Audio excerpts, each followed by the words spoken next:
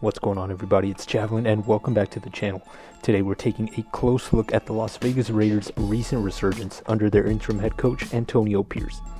Before we get into the nitty-gritty details, we're going to rewind a bit, explore the circumstances that led to this coaching change, and everything that's happened thus far. Before we begin, I just want to thank all of you for tuning in, and if you do enjoy this video, by the time it's finished, make sure you drop a like and hit that subscribe button. This really helps my new channel gain exposure in the YouTube algorithm, and all of your support is genuinely appreciated. Without further ado, let's get right into it. It all began with a dramatic midseason shakeup in the Raiders coaching staff.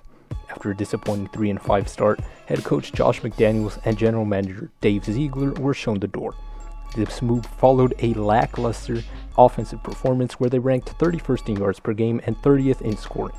McDaniels, who was hired in January of 2022, couldn't replicate the success of his time in New England, and star wide receiver Davante Adams had been vocal about his discontent with the team's direction.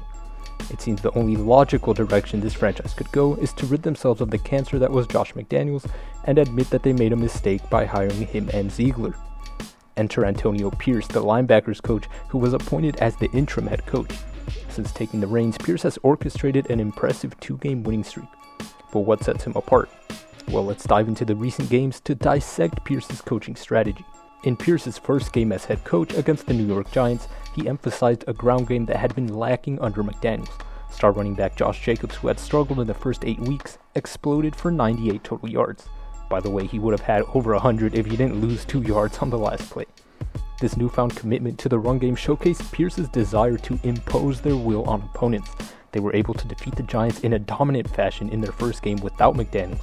Granted, this is the Giants team that is ranked dead last in offensive points per game and was led by a stay-at-home quarterback Tommy DeVito. But it was still an impressive performance that may serve as the launching pad for the rest of their season. The trend seemed to stall out a bit in their following game against the New York Jets. At halftime, the Raiders had a mere 33 yards rushing, prompting many to wonder if they could shift their focus to the passing game. However, Pierce remained committed to the run. In the second half, the Raiders, led by Jacobs, rushed for an impressive 115 yards, averaging 5.8 yards per carry. Jacobs went from gaining 30 yards on 10 carries in the first half to 86 yards on 17 attempts in the second. It's clear that Pierce's dedication to the ground game is making a significant impact. Now, let's talk about Pierce's approach to utilizing star wide receiver Davante Adams, a topic that sparked some controversy. Pierce didn't hold back when addressing the media after the Jets game, indicating a shift in strategy from McDaniels.